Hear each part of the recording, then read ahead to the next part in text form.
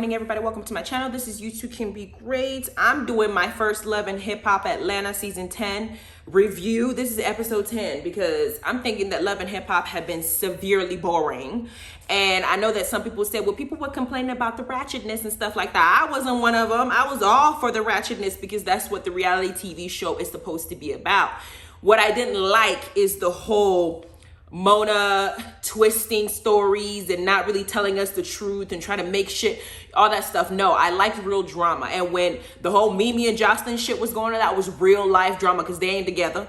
When the whole Kirk having a baby thing with Jasmine, that was real life drama. That wasn't just for TV because that baby was real and it was Kirk. So I do like those types of things.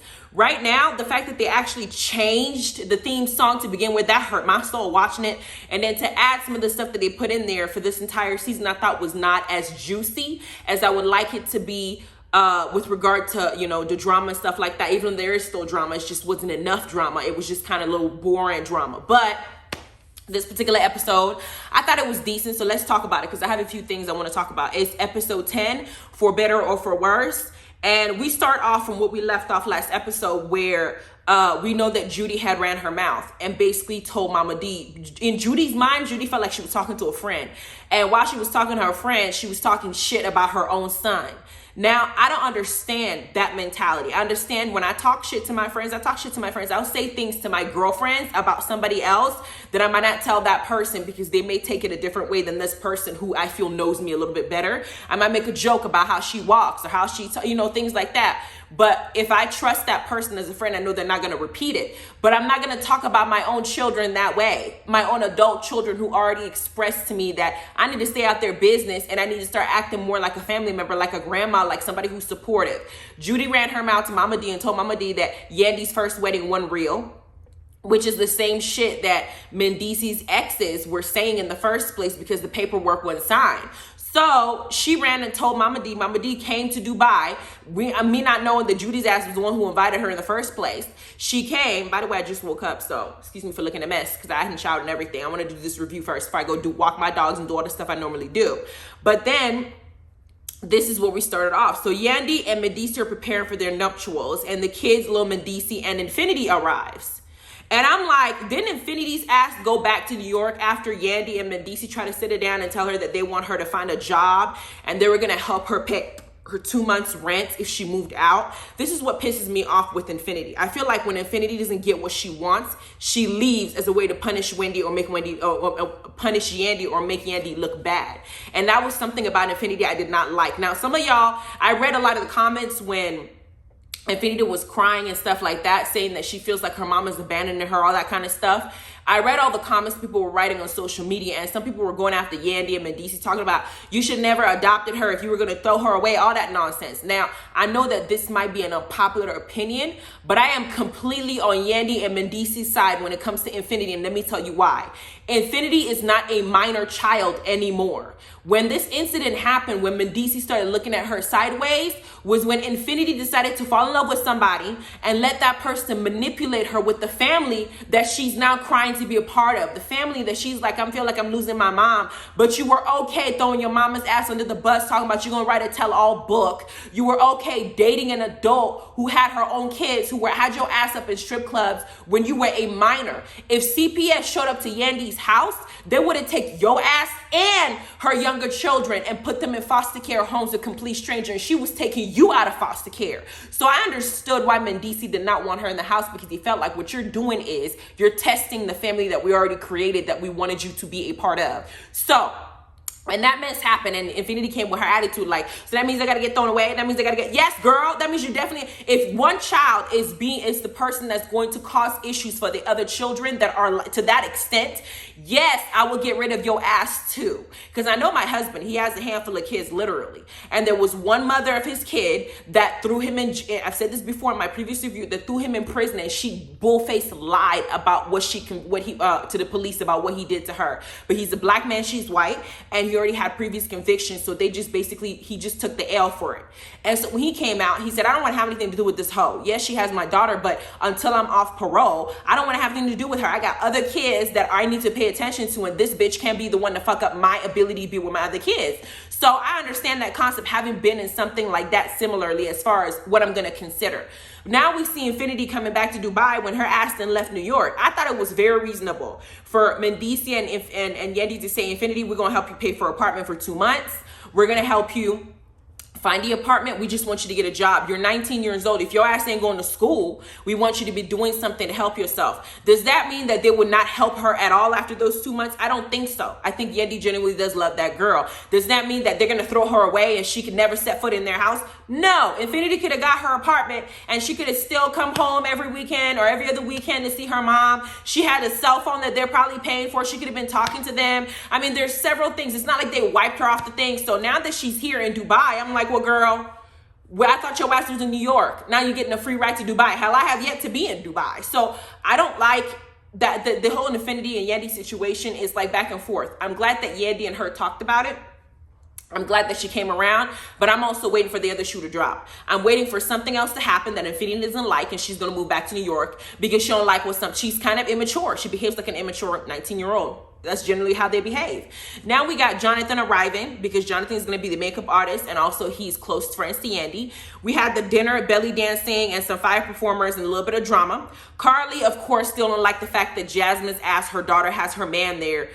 We don't want to see this dude on TV. I don't want to see his ass on TV. You're too young, Jasmine, and that's not your future. I'm sorry. She ain't going to marry that man. So, but Carly don't like that little extra boyfriend that came on the show. Then we have Judy's drama coming up because now Yendi's talking to Carly about it, and she's explaining that they had already told Judy what the plan was before they even went through with it. She said Yendi said Judy was there when I got the call from the lawyer saying that if I signed the marriage paper to Mendicis when his ass was on his way to prison, then whatever restitution that he has to pay for, whatever child support that he has to pay for, these bitches can come after me for it. And I didn't even deserve that. I didn't do nothing wrong. Am I going to be stupid and sign that paper? And then, while he's going so I can take care of his bills while he's behind bars doing nothing? And I got to be a single mother? Hell no. I am completely Team Yendi. When my husband first came out and he and I were together, he did everything he could to try and come and live with the same house with me because his situation was just not, in his own personal opinion, it wasn't healthy for him. And I said, oh, I'm so sorry it was healthy for you, but we're not married, go home. You just can't, I would not let him live with me. I wasn't going to sign any papers. I wasn't going to do anything until I had seen him over time change his behavior, do what he said he's going to do, become a person that he is today, about to graduate with an engineering degree and everything, taking care of his kids, paying child support, doing all that stuff, having a job, going to school. I wanted to see all those in play before I signed my name on a dotted line. Now, if they told me that this man had restitution he had to pay for, and if I married him and signed that paper that that's what's going to be, I would have said, hell no, we can go take our vows. I'll be faithful to you. I will be a wife to you in every way.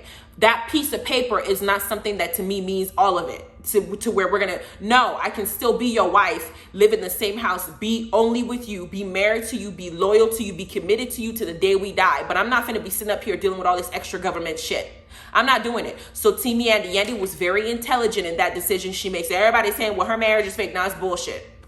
She stood in front of God and her family members and her friends and made a commitment. And that commitment, so far as it's honored by both of them, is very much a marriage. Sorry. Now, and if y'all don't know the history of marriage certificates, marriage certificates that y'all are saying makes it a real marriage, marriage certificates were designed for you to ask the government permission if you could marry somebody. I do not feel like anybody on this earth needs to give me permission to marry anybody. Just so y'all know, for those of you who say you have to have the paper for it to be a marriage, no, that's you basically asking some old person that don't know you, who made that rule generations ago before your ass was even born, about permission. There was a time when you had to ask permission to even marry somebody outside your race for it to be valid. Girl, Yendi did what she was supposed to do. Then we have Mama D and Judy arriving on the camel, and Judy decides to come in with her fake apology immediately to go and say she's sorry because now she's realizing that Mama D had told her that Mama D didn't ran her mouth, because Mama D always brings the drama. Bambi already said Mama D talks too fucking much and likes to spread stuff and cause issues sometimes. I love me some Mama D, but she does. She is a little messy. So Judy decides to take the first step before they start scolding her and apologize, but her apologies are fake. So she starts fake crying, and Mendici is like, Mom, you ain't even got no tears. She does the whole New York, it's an inner cry, I'm hurting inside, bitch. Why is your ass hurting? You're the one who caused the issue and the hurt to somebody else. And then confessional, freaking Judy's immature ass says, I wanted to start crying first before Yandy starts crying because we know she fake cries. I don't think that Yandy bawling in the couple's retreat about how she doesn't do anything to this woman for this woman to keep picking at her and picking at her and picking at her, that was fake. I don't think it was fake at all. And I think that when Mendice's baby moms kept going after Judy, Yandy was right by her side, defending Judy. So I don't know why Judy would be treating her this way. Judy feels like Yandy's taking her son away. But ma'am, he's an adult. You've done your part if you were present as his mom. He can't be up under you. He's supposed to now go and spread his wing, build his seed, build his empire, build his nations with somebody else. He can't be up under you. Instead of you chasing Mendice, you're supposed to be chasing your grandchildren so you can get to know them and imprint on them. But your attitude just stank, lady. So she sits there, and Yandy and Mendice off in the corner considering if they should uninvite her to the vow reunion. I already know that Yandy don't want her ass there and her mama. But I know that Mendice is considering this because she's just fed up about her behavior. Then we got Sierra and Carly talking about the pool in next scene. And Sierra decides to let us know that she is ready to have a new baby with her new boo, Eric. And that she's very happy. She first said that he's the one that sits and pays the bills. He's the real man. He takes care of her. She ain't got to be doing everything like she did for BK's little broke ass. So she's sitting up here and she's talking to Carly about it. And Carly decides to bring up the mess that was Yandy's situation. And Sierra was smart. She didn't touch that too much. She said, I don't want to talk about people's marriage too much. I was just listening to it. Then Yandy and her Carly in her confessional said, I think marriage is real, regardless of a paper, because there's common law marriage. There's several terminology that are used nowadays to recognize people who have lived with each other, supported each other for a number of years, and a piece of paper saying marriage certificate on it is not the only choice that you have. And she's right. But Sierra didn't touch that. Sierra, that's the smart one. Now we got Judy and Mama D talking in the corner because Mama D is not realizing Judy's gonna come and check her. Judy decides to go and tell Mama D, bitch, I invited your ass to this damn trip. I invited you here as a support. We were building a friendship. I was talking to you about something in private. Why your ass gonna come up in here to something I invited you to, go right to the couple when they're supposed to be enjoying themselves and tell them something like that? I understand that perspective too. If I'm talking to my friend, bitch, if you have a problem, talk to me about it. Don't take what I say to you to like a messenger or bone carrier and take it directly to my kids and cause an issue. Mama D's own thing is, well, did I lie? It's not about you lying, bitch. You don't have to repeat every single thing that you hear from somebody. Sometimes maybe I'm venting. Maybe I'm just unhappy. Maybe I'm pissed off. Why you gonna run your mouth and cause this issue between me and my family? At the same time, Judy, your ass shouldn't have told Mama D that. You should have kept it to yourself. Then Judy decides to uninvite Mama D, and Mama D says, I'm gonna be there. I don't care what she says. I'm already here. Shit, I'm coming. Then we have Bambi and her mama talking in the next scene. Bambi saying she's doing it all. She's taking care of 3 kids. She's working. She got herself together. No, she's taking care of 2 kids. She's pregnant with her 3rd, and she's preparing. And her mama's there, and her mama asked about her marriage, and she said that Scrappy don't want to take responsibility for anything. Y'all remember, this is the same complaint that Erica Dixon had with Scrappy when she was dating Scrappy. She said Scrappy don't want to take ownership for anything. He cheats too much. He talks to too many girls. And when you try to confront him, he gets defensive and he don't want to take responsibility for any damn thing. And because his mama's always there, because he's a mama's boy, congratulating every stupid ass behavior that he does, Scrappy does not know how to take criticism, even if it's constructive. Now, Bambi girl, you're going through the same thing. You want him, girl. You got him. That's what you get. Go ahead and deal with it. So she now, while she's doing that, Erica calls.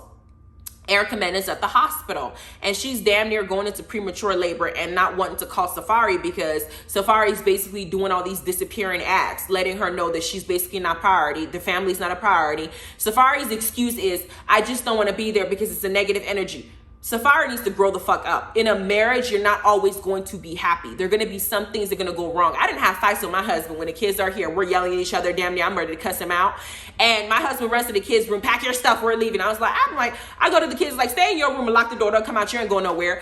Your father and I is going to fix this. He's pissed off, but he's going to hear what I have to say. That's maturity. Safari's ass just runs. Because I know the first time he did that, I said, no. I know you're used to unhealthy relationships, baby, but let's be honest in how this is going to work. If you mad or you angry, step your ass outside and take whatever break you need to take and walk the neighborhood if you need to, but bring your ass home at the end of the day. You need to be here for us to figure this out. If you walk out of this house or you leave me because we had a stupid ass fight, you better stay at your wherever the hell you're at. Make sure that person can cook, clean, and wash your dirty drawers. Don't come home after you done left me because we had a fight because you don't want to be in a negative environment. You're the one that's causing the negative environment too. Shit, I'm not in it by myself. So you're going to stay here and work with it with me. We are married. You don't just disappear. And I remember I had to teach him that too, the hard way. Because the first time he did that, walked out on me and left and didn't want to come home because he and I had a fight, I sure did say, okay, let's play that game. The next day I went to the kitchen, made some breakfast, some sausages, some eggs. I made me some little turkey bacon, got me some potatoes. The breakfast I did was bomb. It looked like it was made by a restaurant. Got some strawberries on the side, had some coffee made. I even put like little, decorations on it, and I made it and walked right past him. He could make sure he smelt it and walked upstairs. He went downstairs to look for his food. I could hear him upstairs go, what the fuck? Should he make me nothing? No, your ass left, right? Because you're not married. So go find your own damn food. Hell, go pick the potatoes out yourself. But Safari acts like a child. And so he's using this excuse like, you have a pregnant wife at home. She's going to be very emotional. And she needs you to be there to even coddle her some days. And now she at the hospital and she's too scared to call you because your ass ain't going to care. Erica filed for divorce, and girl, good riddance. You just need to go ahead and move on with your life. And this time, try and pick somebody to correct this time, because you always pick the wrong person, Rich Dollars. I mean, hell. Then we got Yandy, Medici, and the kids having fun. They talk about Judy and how they don't want her ass there again. But after that, they decide to go prepare for the birthday parties of Rasheda and Sierra. I think it's Rasheda and Sierra. I'm not sure, but I think it's Rasheda and Sierra's birthday party that they were planning. They had a good DJ, some good food. They were dancing. Kirk gives Rasheda expensive Blaine that she always wanted for her birthday, because he got to start coughing up all this money because she got to look at this baby that he had outside of marriage. So this baby turns 18. Cannon is going to turn 18. So hell, I mean, you have to just keep paying up. Kirk, I'm sorry, keep paying up. That's not something you can just walk backwards. Then we got Sierra's man, Eric. Like, you know what? Kirk just gave this girl a whole lot of expensive ass jewelry and just made this whole night like a huge thing. I got to do something, to get Sierra, to people to notice me and for Sierra to see that I'm really loving her. He takes her to their bedroom where he had this whole, lights made and everything for her. Then he gave her Chanel. They're in the room. Sierra is praying for a freaking proposal, but Eric wasn't ready to get down on one knee yet. But he gave her enough for her to feel important. Everybody was happy for her. And then Sierra kicked everybody out of the room so she can jump his bones. Sierra is my spirit animal. Girl, get it while you can, especially because he's young and he looks like he's a man. I'm just kidding. I'm not saying that. But he looks like he can go ahead and get it. So go ahead and give it. So she goes, kicks everybody out to have herself some fun. And then we see Mama D now talking to Yandy and Medici about Judy blaming her for everything. And she's not taking responsibility for being a motor mouth. But Medici said, you know what? I'm not giving her the address. It's my mom's fault. She needs to take responsibility for the role she played in saying it in the first place. Jonathan said what I would say, which is a smart decision. She will always be your mother. Yeah, she does some stupid shit, because my mama does some stupid shit too, but she will always be your mother. You don't want to have situations like this, as important as this, where she is not a part of it. If anything, put her ass in the back, but let her ass still be there, because that's what I would do. Then we got Yandy and Medici's big vow renewal day coming up. It's now the day of. Medici bought and sent his mama a dress for the wedding so she can show up. They are at the Bob Alsham's resort to do their thing. The kids look great. Infinity's getting dressed. Jonathan is doing Yandy's makeup. Everybody's coming into town to get this little vow renewal thing going on. Everybody's getting ready. Carly's getting ready. Jasmine is sitting up there looking at her. Carly's like, I don't want to be with you when your boy's around. We can set up a different day for all three of us, but right now I want to see this fool. Jasmine thinks Carly's ass is one up to him, but Jasmine is delusional. I mean, she's still young. Then we got Yandy's dress looking as beautiful as ever. Yandy looked absolutely beautiful. I loved her dress. Then they come and they decided to do the renewal. They speak their vows again. They make promises to each other again. They have friends and family there to support them again. And Judy decides to stay in her confessional that she learned her lesson to shut her mouth about other people's business, and she ain't finna be spreading family drama to everybody else, especially not Mama D's ass. Then she goes and congratulates them and everything like that. And the next scene they show is Erica Mena at the hospital basically crying that she's doing this shit by herself, and that Safari's ass is over there probably bumping and grabbing at some females, and her being upset because she wanted a family dynamic. She has a daughter already, and she's now about to have a son, as we know. The thing is, they don't talk about Erica Mena's other son. Y'all know that she has a baby already, right? They don't ever speak about him, but Erica wanted to have a family where she has a good example set of a family dynamic, and she doesn't have that because Safari's ass thinks he's a victim.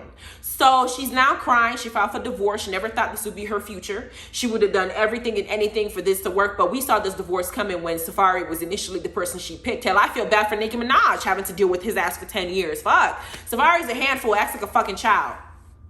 Anyway, please like, subscribe, ring the notification bell. When you guys ring the notification bell, make sure you select all, because it seems like some of y'all aren't getting my notifications when videos are posted. You have to hit subscribe and hit the notifications button for all, for it to keep popping up whenever the videos are posted. Otherwise, contact YouTube and find out what the hell is going on and why the hell they keep blocking me from being able to circulate my videos, y'all, like I'm supposed to. Those of you who are not getting it, if you're watching this, go watch my Real Housewives of Potomac review. I just posted it yesterday, and you guys have a good rest of your day. Bye.